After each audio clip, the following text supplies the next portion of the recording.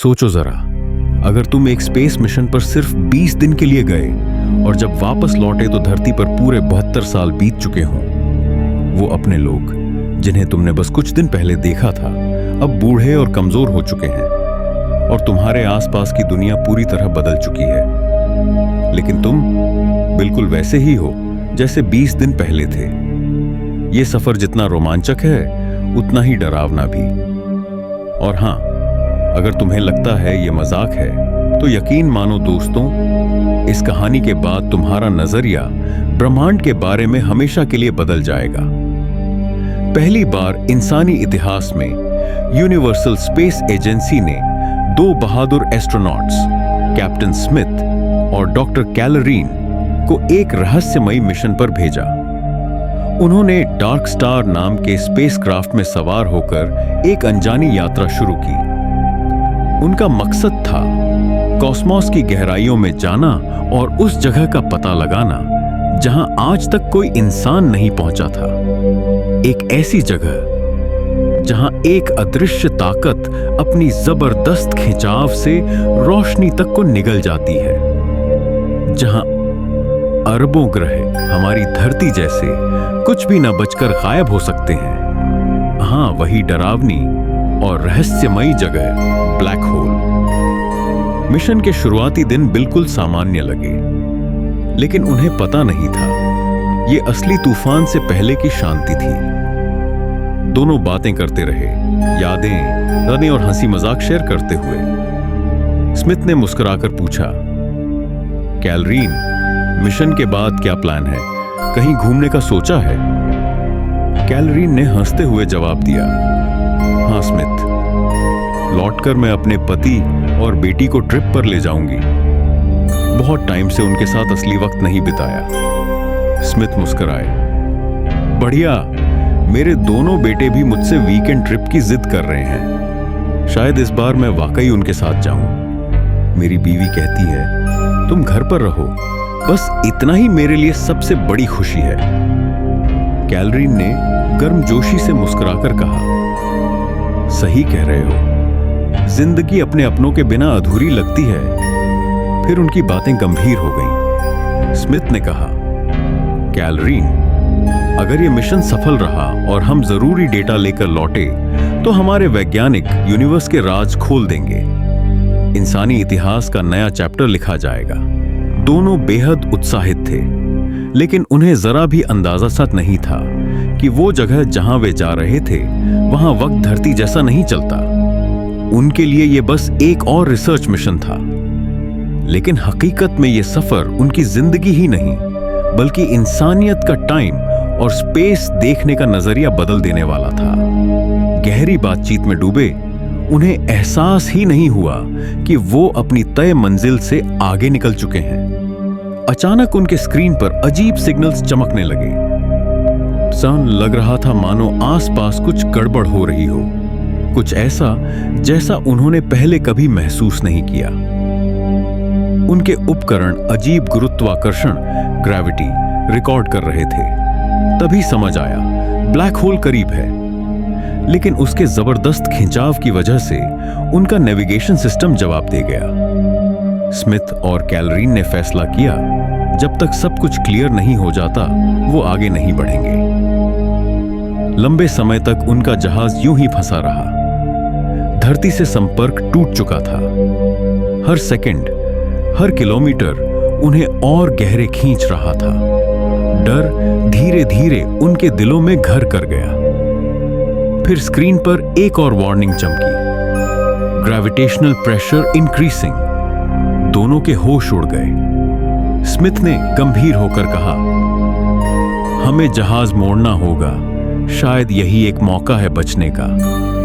कैलरीन घबराई, लेकिन हमारा राडार भी काम नहीं कर रहा। अगर ये गलत दिशा हुई तो?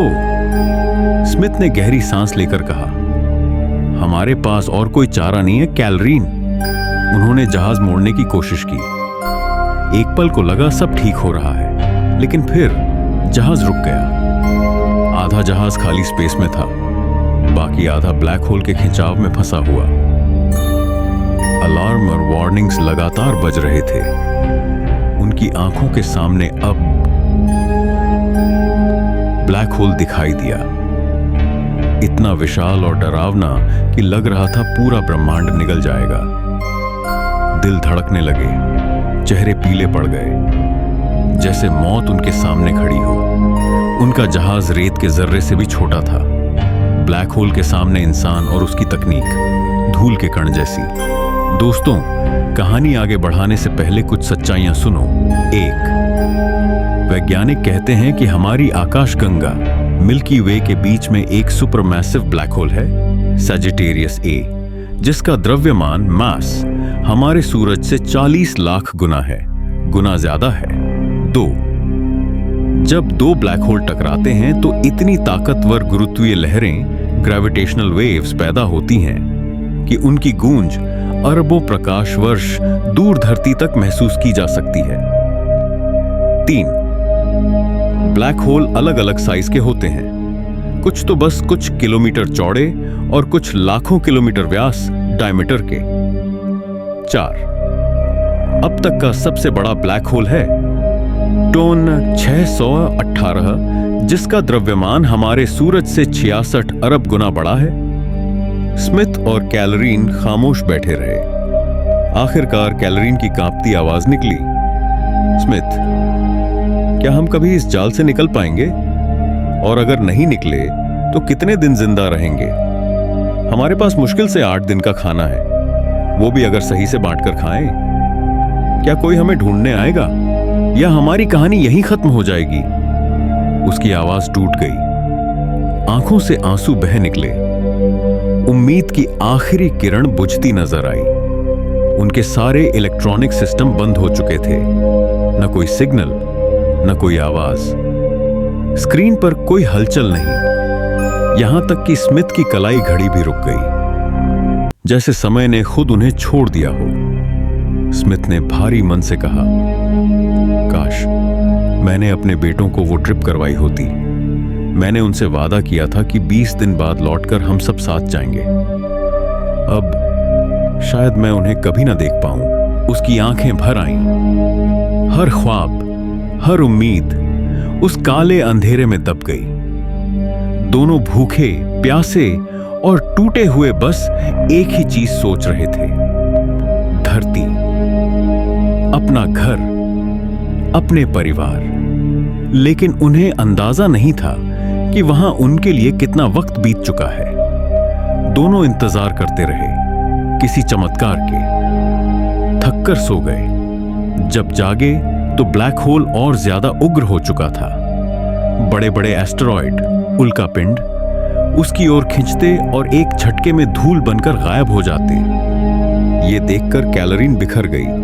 वो चीख पड़ी, हमें भी निगल लो या हमें छोड़ दो प्लीज, मेरी बेटी मेरा इंतजार कर रही होगी। उसकी आवाज दर्द से कांप रही थी। दोस्तों, सोचो ये कैसा दर्द होगा जब तुम जिंदा हो लेकिन अपने परिवार तक पहुंचने का कोई रास्ता ना हो। लेकिन असली खेल कहीं और हो रहा था। जहां वो फंसे थे वहां समय अलग तरह से चल रहा था। ब्लैक होल के पास हर मिनट धरती पर सालों में बदल रहा था। वो दोनों तो बस कुछ दिन गुजार रहे थे, लेकिन धरती पर दशक बीत रहे थे।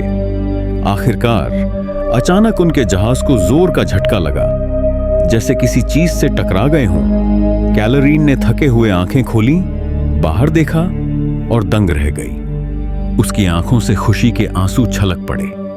वो चिल्लाई, स्मिथ, हम आजाद हो गए। हमारा स्पेसक्राफ्ट ब्लैक होल के खिंचाव से बाहर है। दोनों ने एक दूसरे को गले लगाया, रोते और हंसते हुए, जैसे उन्हें दोबारा जिंदगी मिल गई हो।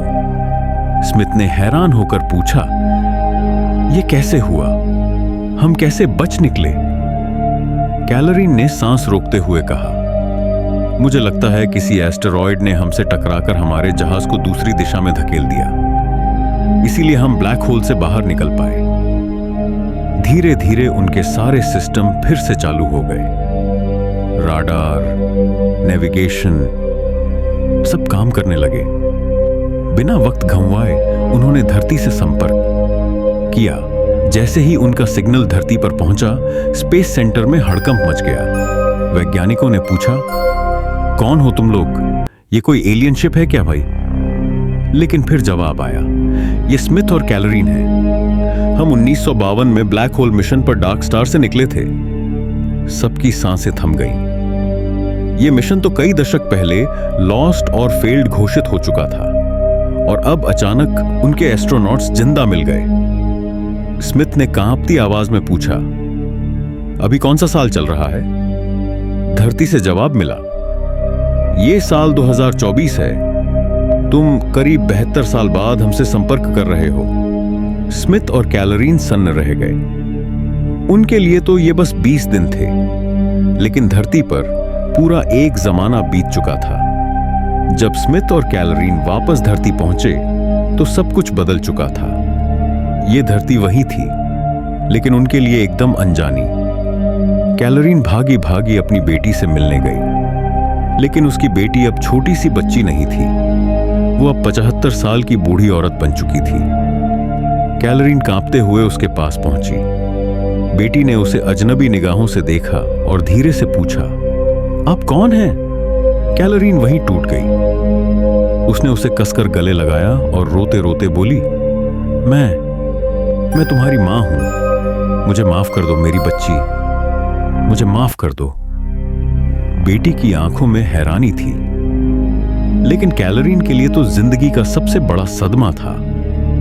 उधर स्मिथ अपने घर पहुंचे, लेकिन वहां कोई इंतजार करने वाला नहीं था। उनकी पत्नी कई साल पहले गुजर चुकी थी। बेटे अब बूढ़े हो चुके थे। वो उन्हें गले लगाकर फूट फूट कर रोने लगे। उनकी आंखों से पछतावे के आंसू रुक ही नहीं रहे थे। उन्होंने आसमान की ओर देखा और चिल्लाकर कहा, मुझे माफ कर दो मेरी जान। मैंने अपने सपनों का पीछा किया और तुम्हें हमेशा के लिए खो दिया। उस रात स्मिथ और कैलोरीन धरती पर लौट तो आए, लेकिन हकीकत यह थी कि उनका अतीत, उनका परिवार और उनकी पूरी जिंदगी ब्लैक होल निगल चुका था। ब्लैक होल ने उनके जिस्म को नहीं, लेकिन उनकी जिंदगी के साल, उनका वक्त और उनके अपने छीन लिए थे। दोस्तों, ये कहानी भले ही फिल्म जैसी लगे, लेकिन ब्लैक होल की सच्चाई बिल्कुल असली है। ब्लैक होल वाकई मौजूद हैं और उनके पास समय वैसा नहीं चलता जैसा हमारी धरती पर चलता है। इसीलिए ब्लैक होल सिर्फ रहस्यमय ही नहीं, बल्कि डरावने भी हैं। अगर आपको ये कहानी पसंद आई हो तो चैनल को सब्सक्राइब करना और वीडियो को लाइक करना मत भूलना। हम फिर मिलेंगे एक और रहस्यमय सफर में।